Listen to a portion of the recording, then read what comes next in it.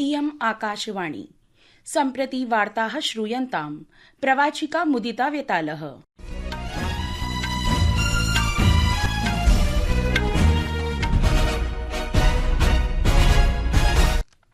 आदौ मुख्यवार्ताः।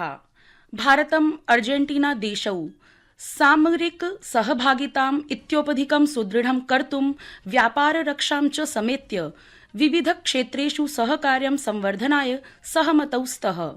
प्रधानमन्त्री नरेन्द्र मोदी निज पञ्चदेशानां यात्रायाः चतुर्थे चरणे अद्य प्रातः ब्राजील देशं प्राप्तवान्।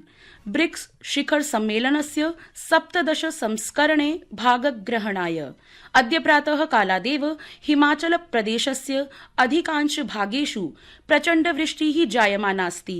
ऋतुविभागेन 9 मण्डलेषु आकस्मिक जलाप्लावस्य सञ्चेतना प्रसारितास्ति। आशुरा ए मुहर्रम इत्यस्य मुस्लिम धर्मावलम्बिनः पर्व श्रद्धया राष्ट्रस्य नैकेषु स्थलेषु परिपाल्यते। अमेरिकीयेन उद्यमिना एलन मस्क इत्यनेन नूतन राजनीतिक दलस्य घोषणा कृता। अमेरिकायाः टेक्सास राज्ये सहसा आगतेन जलौघेन 51 जनाः मृताः। मृतकेषु 15 बालाः अपि सम्मिलिताः सन्ति। अपि च क्रिकेट क्रीडायाम् इंग्लैंड दलेन द्वितीय टेस्ट क्रीडायाः अन्तिमे दिने जलपान अवकाशं यावत् 10,100 धावनाङ्काः विरचिताः। अथ वार्ताः विस्तरेण। ब्राजील देशस्य रियो डी जेनेरो स्थले अद्य ब्रिक्स शिखर सम्मेलनस्य 17 संस्करणं समारभते। सदस्य देशानां मध्ये सहयोग संवर्धनार्थम् आयोज्यमाने एतस्मिन् शिखर सम्मेलने प्रधानमन्त्री नरेन्द्र मोदी सहभागितां समाचर्य विचार विमर्शं करिष्यति। एतस्मिन् शिखर सम्मेलने वैश्विक शासन परिष्कारे, जलवायु परिवर्तन समाह्वानेषु, आर्टिफिशियल इंटेलिजेंस इत्यनेन सम्बद्धेषु अथ अन्येषु अपि अनेकेषु प्रकरणेषु चर्चा भविष्यति। एतत् अतिरिच्य प्रधानमन्त्री मोदी तत्र अन्यैः वैश्विक नेतृभिः समं द्विपक्षीयाः वार्ताः अपि करिष्यति इति सूच्यते। ध्येयं यत् द्विदिवसीये एतस्मिन् शिखर सम्मेलने सहभागानन्तरं प्रधानमन्त्री मोदी ब्राजीलिया स्थलं गमिष्यति। एतस्मिन् यात्राकाले प्रधानमन्त्री मोदी भारत ब्राजील देशयोः मध्ये सम्बन्धाः सुदृढाः कर्तुं ब्राजील देशस्य राष्ट्रपतिना लुइस इन्सियो लुला दा सिल्वा इत्यनेन समं मन्त्रणां करिष्यति। अवधेयमस्ति यत् प्रधानमन्त्री मोदी अर्जेंटीना देशस्य सफल यात्रायाः अनन्तरं निज पञ्चदेशानां यात्रायाः चतुर्थे चरणे अद्य प्रातः ब्राजील देशस्य नगरं रियो डी जेनेरो इत्यत्र प्राप्तवान्। इतः पूर्वं यात्रायाः तृतीये चरणे अर्जेंटीना देशं प्राप्तवान् प्रधानमन्त्री मोदी गतदिने तत्रत्यं राष्ट्रपतिं जेवियर माइली इत्येतं सम्मिल्य प्रतिनिधिमण्डलस्तरीयां चर्चा कृतवान्।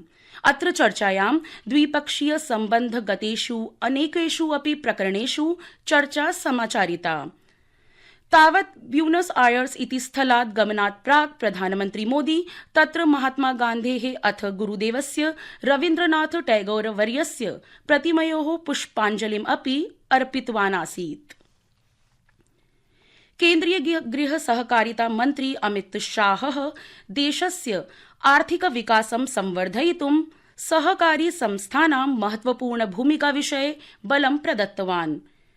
अमित शाहः गुजरातस्य आणन्दस्थले अमूल समवायस्य अथ राष्ट्रिय दुग्ध विकास मण्डलस्य विविध विकास कार्याणाम् उद्घाटनं कृत्वा सहकार मन्त्रालयस्य चतुर्वर्षपूर्त्यावसरे आयोजितं कार्यक्रमं सम्बोधयति स्म।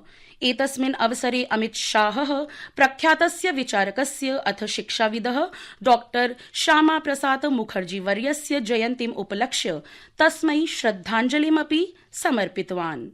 आज का दिन एक रूप से बहुत महत्वपूर्ण दिन है। 1901 में आज के दिन ही श्यामा प्रसाद मुखर्जी का जन्म हुआ था। देश की जनता श्यामा प्रसाद जी को कश्मीर के साथ जोड़कर देख रही। वही एक नेता था जिसने देश में 2 प्रधान 2 विधान 2 निशान नहीं चलेंगे नारे के साथ अपने स्वयं का बलिदान कश्मीर के लिए देने का काम किया।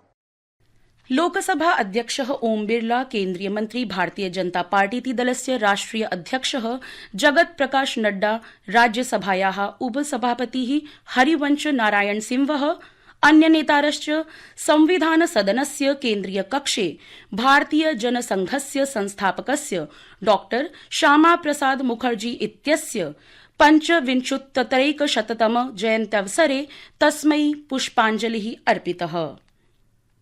अत्रावसरे श्री वैष्णवेन अपि भारतीय भाषाणां महत्वे डॉ मुखर्जी वर्यस्य योगदानं प्रशंसितम्। रक्षामन्त्री राजनाथ सिंहः श्वः नवदिल्ल्याम् ऐषमः नियन्त्रक सम्मेलनस्य उद्घाटनं करिष्यति। अत्र त्रिदिवसीय सम्मेलनस्य आयोजनं रक्षा लेखा विभाग DAD इति करिष्यति। एकस्मिन् वक्तव्ये रक्षामन्त्रालयेन उक्तं यत् अस्मिन् सम्मेलने आय व्ययं लेखा परिष्कारम्, आन्तरिक लेखा परीक्षा पुनर्गठनं, सहयोगी शोधः, मूल्य निर्धारक नवाचारः, क्षमता निर्माण प्रभृति क्षेत्राणि समावेशस्य 8 उच्चस्तरीय सत्राणि भविष्यन्ति।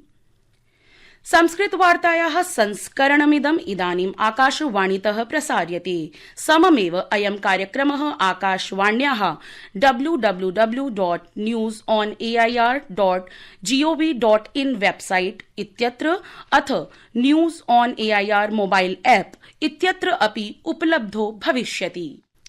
आशुरा ए मुहर्रम इत्यस्य मुस्लिम धर्मावलम्बिनः पर्व श्रद्धया राष्ट्रस्य नैकेषु स्थलेषु परिपाल्यते। इदं पर्व मुस्लिम सम्प्रदायस्य अवतारीभूतस्य मोहम्मद वर्यस्य प्रपौत्रस्य हजरत इमाम हुसैनस्य आत्माहुति दिवसत्वेन आयोज्यते। यो हि सत्यस्य प्रतिस्थापनायै करबालायाः समराङ्गणे वीरगतित्वम् अवाप्तवान्।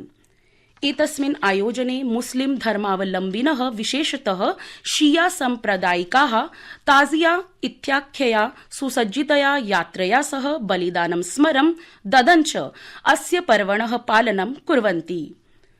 प्रधानमन्त्री नरेन्द्र मोदी हजरत इमाम हुसैन इत्यस्य बलिदानं स्मरितवान्। सोशल मीडिया सन्देशे श्रीमोदी अवदत् यत् हजरत इमाम हुसैनः धर्मप्रतिबद्धतायाः उपरि बलं प्रदत्तवान्, जनान् प्रतिकूलतायाः सम्मुखे सत्यस्य समर्थनाय च प्रेरितवान्। अमेरिकीयेन उद्यमी एलन मस्क इत्यनेन नूतन राजनीतिक दलस्य घोषणा कृता। अस्य राजनीतिक दलस्य नाम अमेरिका पार्टी भविष्यति।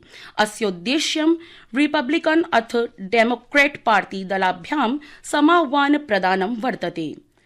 स्वस्य सोशल मीडिया प्लेटफॉर्म X इत्यत्र अमुना दलस्य घोषणां विधाय उभाभ्यां प्रमुखदलाभ्याम् उपरि अनियन्त्रित सर्वकारीय व्ययस्य, भ्रष्टाचारस्य च आरोपं स्थापितम्। अमेरिकायाः टेक्सास राज्ये सहसा आगतेन जलौघेन 51 जनाः मृताः। मृतकेषु 15 बालाः अपि सम्मिलिताः सन्ति। तीव्रवर्षायाः कारणेन गुआडाल्यूप नद्याः जलस्तरं होरात्रये 30 फीट परिमितं वर्धितं, येन एषा दुर्घटना दुरापादिता। इदानीं यावत् 850 यावत् जनाः सुरक्षिताः। ऋतुविभागेन क्षेत्रे इतोपि अधिकवर्षायाः आशंका प्रकटिता। अद्य प्रातः कालादेव हिमाचल प्रदेशस्य अधिकांश भागेषु प्रचण्डवृष्टिः जायमानास्ति। ऋतुविभागेन मण्डी, कांगड़ा, सिरमौर मण्डलेषु इतोपि प्रचण्डवृष्टिपरा रेड अलर्ट इत्याख्या सञ्चेतना प्रसारिता अस्ति। बर्मिंघम नगरस्य एस्बॉस्टन क्रीडाङ्गणे आतिथेय इंग्लैंड दलं विरुध्य क्रिकेट क्रीडायां भारतं द्वितीय टेस्ट क्रीडायाः अन्तिमे दिने सम्प्रति इंग्लैंड जलपानम् अवकाशं यावत् 5 क्रीडकानां हानौः पुरस्सरं 10,100 धावनाङ्काः विरचिताः। इति वार्ताः।